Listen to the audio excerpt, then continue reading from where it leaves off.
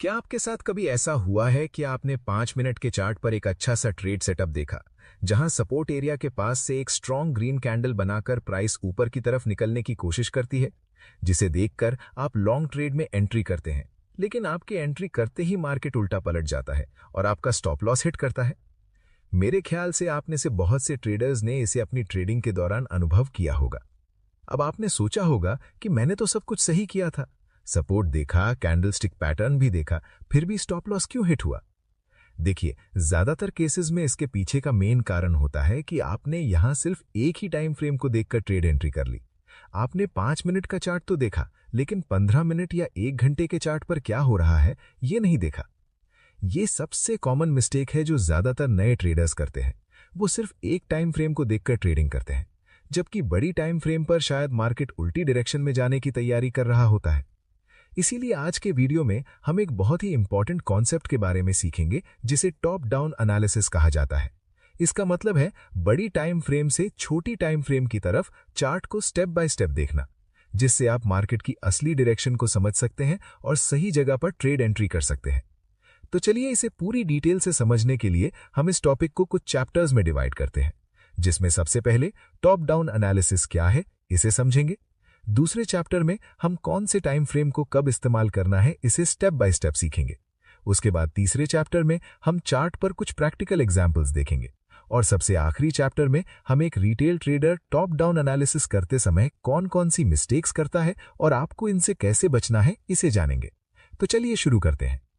Chapter 1, top down analysis होता क्या है। सबसे पहले टॉप डाउन एनालिसिस को एकदम सिंपल भाषा में समझते हैं। मान लीजिए आप कहीं जा रहे हैं और आपको रास्ता पता करना है, तो आप क्या करेंगे? पहले आप गूगल मैप्स पर जूम आउट करके देखेंगे कि आपके जाने की ओवरऑल डायरेक्शन क्या है, आपको कितने दूर जाना है और मेन रोड कौन सी है। फिर उस जगह पहुंचने के बाद थोड़ा जूम इन करके देखेंगे कि अब आपको कौन सी गली से मुड़ना है, और सबसे आखिर में एग्जैक्ट लोकेशन पर पहुंचने के लिए उस मैप को और जूम इन करेंगे। ट्रेडिंग में भी आपको एग्जैक्टली यही करना होता है। पहले बड़ी टाइम फ्रेम पर देखो कि मार्केट का ओवरऑल डायरेक्शन क्या है, ऊपर जा रहा है या नीचे। फिर मीडियम टाइम फ्रेम पर देखो कि अच्छा ट्रेड सेटअप कहां बन रहा है, और सबसे आखिर में छोटी टाइम फ्रेम पर देखो कि एग्जैक्ट एंट्री कहां करनी है। इसी को टॉप डाउन एनालिसिस कहते हैं। टॉप मतलब बड़ी टाइम फ्रेम से, डाउन मतलब छोटी टाइम फ्रेम की तरफ आना। अब ये टाइम फ्रेम्स कौन कौन सी होती हैं, चलिए जानते हैं। बड़ी टाइम फ्रेम्स डायरेक्शन के लिए। अगर आप स्विंग ट्रेडिंग करते हैं तो आपके लिए बड़ी टाइम फ्रेम डेली या वीकली होगी, और अगर आप इंट्राडे ट्रेडिंग करते हैं तो आपके लिए बड़ी टाइम फ्रेम 15 मिनट या 1 घंटे की हो सकती है। इन टाइम फ्रेम्स पर हम सिर्फ ये देखते हैं कि फिलहाल अभी मार्केट का ओवरऑल ट्रेंड क्या है। बुलिश है यानी ऊपर जा रहा है, या फिर बेरिश है यानी नीचे जा रहा है, या साइडवेज है यानी एक रेंज में फंसा हुआ है। मीडियम टाइम फ्रेम्स सेटअप ढूंढने के लिए। अगर आपकी बड़ी टाइम फ्रेम डेली है तो मीडियम टाइम फ्रेम 4 घंटे की होगी, और अगर आप इंट्राडे ट्रेडर हैं और आपकी बड़ी टाइम फ्रेम 15 मिनट है तो आपकी मीडियम टाइम फ्रेम 5 मिनट की होगी। इन टाइम फ्रेम्स पर हम चार्ट पर बेस्ट ट्रेड सेटअप खोजते हैं, जैसे कि चार्ट पर कहां सपोर्ट एरिया बन रहा है, या कहां रेजिस्टेंस लेवल, या फिर कोई चार्ट पैटर्न, कैंडलस्टिक पैटर्न बन रहा है, इसे खोजते हैं। छोटी टाइम फ्रेम्स ट्रेड में एंट्री के लिए। ये वो टाइम फ्रेम है जहां आप एक्चुअली अपनी ट्रेड एंट्री करते हैं। इसमें आप छोटे स्टॉप लॉस के साथ चार्ट पर प्रिसाइज एंट्री पॉइंट खोजते हैं। अब आपके लिए सबसे इंपॉर्टेंट बात यह है कि आपको कम से कम 3 टाइम फ्रेम्स को देखना जरूरी है, एक बड़ी, एक मीडियम और एक छोटी। तभी आपको मार्केट की पूरी पिक्चर समझ आएगी। इसके लिए चैप्टर नंबर 2 में हम सभी टाइम फ्रेम्स को एक के बाद एक डिटेल से समझते हैं।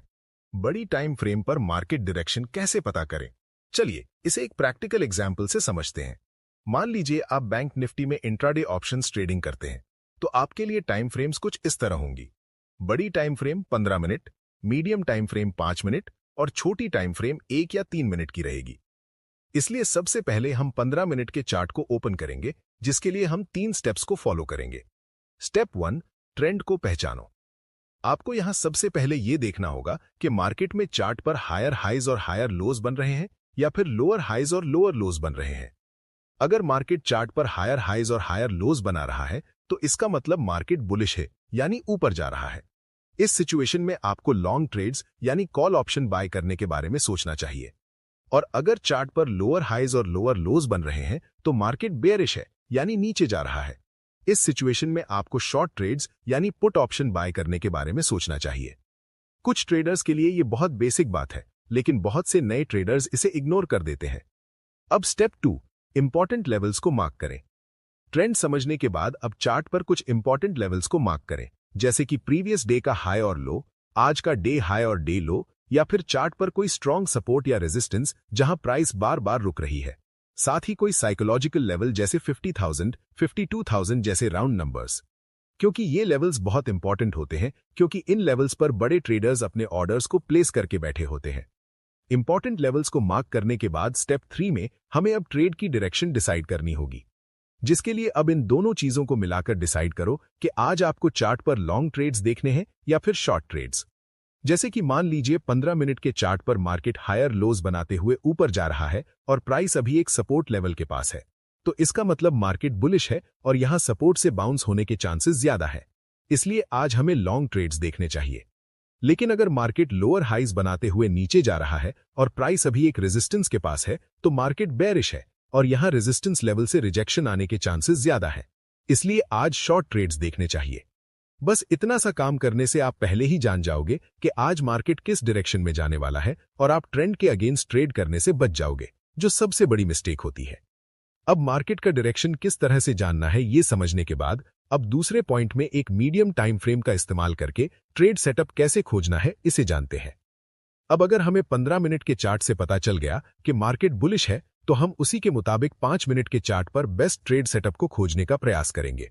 इसका मतलब अगर 15 मिनट की टाइम फ्रेम पर मार्केट बुलिश है तो 5 मिनट पर भी हमें बुलिश सेटअप ही खोजना होगा, बेयरिश सेटअप नहीं। ये बहुत इंपॉर्टेंट पॉइंट है जो बहुत से ट्रेडर्स मिस कर देते हैं। मान लीजिए ये बैंक निफ्टी का चार्ट है, जहां 15 मिनट पर हमने देखा कि मार्केट बुलिश है और प्राइस एक फेयर वैल्यू गैप के पास है, जो एक सपोर्ट जोन की तरह काम कर रहा है। अब इसी चार्ट को 5 मिनट पर आकर देखते हैं कि वहां क्या हो रहा है। यहां अगर आप देखेंगे तो प्राइस नीचे आते हुए एक स्विंग लो बनाती है, फिर ऊपर जाती है और स्विंग हाई बनाती है, फिर वापस नीचे आती है लेकिन अपने पिछले स्विंग लो को ब्रेक नहीं करती और फिर से ऊपर जाकर स्विंग हाई को ब्रेक कर देती है। इसे स्मार्ट मनी कॉन्सेप्ट की भाषा में चेंज ऑफ कैरेक्टर कहते हैं। इसका मतलब यहां मार्केट ने अपना बिहेवियर चेंज किया है, पहले नीचे जा रहा था, अब ऊपर जाने लगा है। यह बहुत स्ट्रॉन्ग सिग्नल होता है कि मार्केट की डायरेक्शन चेंज हो रही है। अब इस चेंज ऑफ कैरेक्टर के बाद जो फेयर वैल्यू गैप या ऑर्डर ब्लॉक चार्ट पर बनता है, तो वहां हम अपनी ट्रेड एंट्री प्लान कर सकते हैं। अब यहां 5 मिनट के टाइम फ्रेम पर हमने क्या किया, इसे एक बार देखते हैं। हमने देखा कि 15 मिनट टाइम फ्रेम की डायरेक्शन के साथ 5 मिनट की टाइम फ्रेम भी अलाइन हो रहा है या नहीं। उसके बाद हमने यहां चेंज ऑफ कैरेक्टर या ट्रेंड चेंज का सिग्नल देखा और सबसे आखिर में चार्ट पर फेयर वैल्यू गैप या ऑगर ब्लॉक जैसे एंट्री पॉइंट को आइडेंटिफाई किया। अब क्योंकि यहां हमने हमारा एंट्री सेटअप ढूंढ निकाला है, इसलिए फाइनली अब हम छोटी टाइम फ्रेम पर जाएंगे जहां हमें एक्चुअल ट्रेड एंट्री करनी है, जिसके लिए अब हम एक 1 या 3 मिनट के चार्ट पर आएंगे। यहां याद रखिए कि हमने 15 मिनट टाइम फ्रेम पर देखा कि मार्केट बुलिश है, 5 मिनट टाइम फ्रेम पर देखा कि प्राइस ने चेंज ऑफ कैरेक्टर दिया है और चार्ट पर एक फेयर वैल्यू गैप बना है। अब 1 मिनट पर हमें वो एग्जैक्ट पॉइंट खोजना है जहां से हमें ट्रेड में एंट्री करनी है। इसलिए अब ये ट्रेड एंट्री कैसे करनी है ये जानते हैं। जब प्राइस उस फेयर वैल्यू गैप के पास वापस आने लगे तो हमें 1 मिनट के टाइम फ्रेम पर प्राइस किस तरह से रिएक्ट कर रही है इसे देखना होगा। अगर यहां भी प्राइस बुलिश सिग्नल दे रही है, जैसे कि क्या यहां एक ग्रीन बुलिश कैंडल बन रही है या फिर एक हैमर कैंडल बन रही है, क्या चार्ट पर लोअर विक के साथ मल्टीपल रिजेक्शन बन रही है या फिर छोटी टाइम फ्रेम पर भी चेंज ऑफ कैरेक्टर बन रहा है, ये सभी बुलिश कैंडलस्टिक सिग्नल की तरह काम करते हैं। अगर आपको भी यहां इनमें से कोई बुलिश सिग्नल दिख रहा है तो यहां आप लॉन्ग ट्रेड एंट्री बना सकते हैं, जिसके लिए आपका स्टॉप लॉस उस फेयर वैल्यू गैप के थोड़ा नीचे होगा, क्योंकि अगर प्राइस उस लेवल को ब्रेक कर देती है तो इसका मतलब हमारा एनालिसिस गलत था और अब हमें ट्रेड से बाहर निकलना चाहिए। साथ ही यहां प्रॉफिट टारगेट को सेट करने के लिए टॉप डाउन एनालिसिस का सबसे बड़ा फायदा है, क्योंकि अगर आपने सिर्फ 1 मिनट टाइम फ्रेम का चार्ट देखकर ट्रेड लिया होता तो आप सिर्फ 1 मिनट के स्विंग हाई तक का छोटा सा टारगेट रखते, लेकिन क्योंकि आपने 15 मिनट और 5 मिनट जैसे दोनों टाइम फ्रेम्स पर एनालिसिस किया है, इसलिए आप जानते हैं कि मार्केट एक्चुअली कहां जाना चाहता है। इसलिए आप यहां 5 मिनट के स्विंग हाई तक का बड़ा टारगेट रख सकते हैं और अगर 15 मिनट टाइम फ्रेम पर भी अपसाइड रूम मौजूद है तो आप यहां ट्रेड को और भी ज्यादा देर तक होल्ड कर सकते हैं और बड़ा प्रॉफिट निकाल सकते हैं। साथ ही एक इम्पॉर्टेंट बात, अभी भी बहुत से नए ट्रेडर्स सोचते हैं कि इतनी सारी टाइम फ्रेम्स देखना जरूरी है क्या, सिर्फ एक टाइम फ्रेम से काम नहीं चल सकता। देखिए, चल तो सकता है, लेकिन आपके लॉस होने के चांसेस बहुत बढ़ जाते हैं, क्योंकि आप यहां बिगर पिक्चर न देखते हुए चार्ट के सिर्फ एक भाग को देखते हैं। जैसे कि मान लो 1 मिनट के टाइम फ्रेम में चार्ट पर एक बुलिश कैंडल बनी और आपने वहां एंट्री कर ली, लेकिन 15 मिनट टाइम फ्रेम पर जब आप देखते हैं तो वहां मार्केट एक स्ट्रॉन्ग रेजिस्टेंस लेवल के पास था, जहां से प्राइस के नीचे गिरने की संभावना ज्यादा थी। आपको ये पता ही नहीं था, क्योंकि आपने यहां बड़ी टाइम फ्रेम नहीं देखी। इसीलिए टॉप डाउन एनालिसिस जरूरी है। चलिए अब बैंक निफ्टी के चार्ट पर एक एग्जाम्पल को समझते हैं कि ये सब कैसे काम करता है। स्टेप 1 में हम बैंक निफ्टी के 15 मिनट टाइम फ्रेम के चार्ट को देखेंगे, जहां मार्केट ने मॉर्निंग में एक हाई बनाया, फिर नीचे आया, फिर एक हायर लो बनाया और फिर से ऊपर गया। इसका मतलब मार्केट में अभी बायर्स थोड़े स्ट्रांग हैं। साथ ही प्राइस अभी 52,000 के साइकोलॉजिकल लेवल के पास है, जो एक इंपॉर्टेंट सपोर्ट है। प्रीवियस डे भी मार्केट ने इस लेवल से सपोर्ट लिया था। तो 15 मिनट टाइम फ्रेम की एनालिसिस से हमें यह पता चला कि मार्केट अभी बुलिश है और 52,000 के पास सपोर्ट बना रहा है। स्टेप 2 में अब 5 मिनट के चार्ट पर आते हैं, तो यहां हमें प्राइस 52,000 के पास आकर रुकी हुई नजर आती है। साथ ही चार्ट पर एक लॉन्ग लोअर विक वाली कैंडल बनी है, जो बताती है कि बायर्स इस लेवल पर अभी एक्टिव हैं। साथ ही यहां एक स्मॉल फेयर वैल्यू गैप भी बना है, जहां से प्राइस तेजी से ऊपर गई थी। अब हम वेट करेंगे कि प्राइस इस फेयर वैल्यू गैप के पास आए।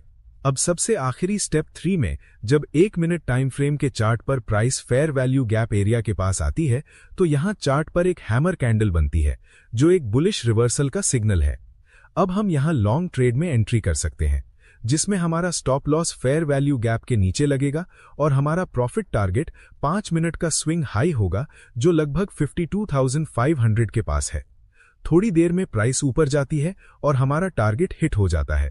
देखा आपने, अगर हमने सिर्फ 1 मिनट के छोटे चार्ट को देखा होता तो शायद हमें ये ट्रेड मिलता ही नहीं, या फिर हम गलत जगह एंट्री करके लॉस में होते। लेकिन क्योंकि हमने तीनों टाइम फ्रेम्स देखी, इसलिए हमें पता था कि मार्केट किस डायरेक्शन में जाना चाहता है, कहां सपोर्ट है और कहां एंट्री करनी है।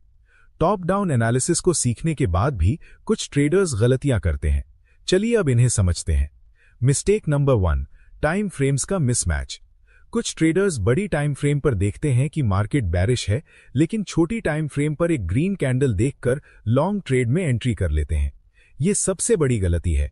जब तक सभी टाइम फ्रेम्स एक ही डायरेक्शन में ना हो, ट्रेड नहीं करना चाहिए। अगर 15 मिनट पर मार्केट बैरिश है तो 5 मिनट पर भी बैरिश सेटअप बनने का इंतजार कीजिए, बुलिश सेटअप का नहीं। मिस्टेक नंबर 2, कंफर्मेशन का वेट ना करना। कुछ ट्रेडर्स बड़ी टाइम फ्रेम पर डायरेक्शन देखते हैं और फिर डायरेक्टली छोटी टाइम फ्रेम पर एंट्री कर लेते हैं और मीडियम टाइम फ्रेम पर कंफर्मेशन मिलने का वेट नहीं करते। इसलिए हमेशा हर टाइम फ्रेम पर कंफर्मेशन लेना चाहिए कि मार्केट उसी डायरेक्शन में जा रहा है कि नहीं। जल्दबाजी में एंट्री नहीं करनी चाहिए। मिस्टेक नंबर 3, बड़ी टाइम फ्रेम को इग्नोर करना। बहुत से इंट्राडे ट्रेडर्स सोचते हैं कि उन्हें सिर्फ 1 या 5 मिनट का चार्ट देखना है, 15 मिनट या 1 घंटे का चार्ट क्यों देखें। लेकिन याद रखें, बड़ी टाइम फ्रेम पर जो इंपॉर्टेंट लेवल्स होते हैं वो छोटी टाइम फ्रेम पर भी काम करते हैं। अगर 15 मिनट पर कोई स्ट्रॉन्ग रेजिस्टेंस है तो 1 मिनट पर भी प्राइस वहां से रिजेक्ट होने की संभावना अधिक होती है। इसलिए अगली बार जब भी आप ट्रेड करें तो पहले बड़ी टाइम फ्रेम चेक करें, फिर मीडियम टाइम फ्रेम पर सेटअप देखें और सबसे आखिर में एंट्री करें। शुरुआत में थोड़ा टाइम लगेगा, लेकिन प्रैक्टिस से ये आपकी हैबिट बन जाएगी, जिससे आपके ट्रेड्स की एक्यूरेसी बहुत इंप्रूव होगी। अगर आपको हमारा ये वीडियो अच्छा लगा तो वीडियो को लाइक और चैनल को सब्सक्राइब करना ना भूलें। धन्यवाद।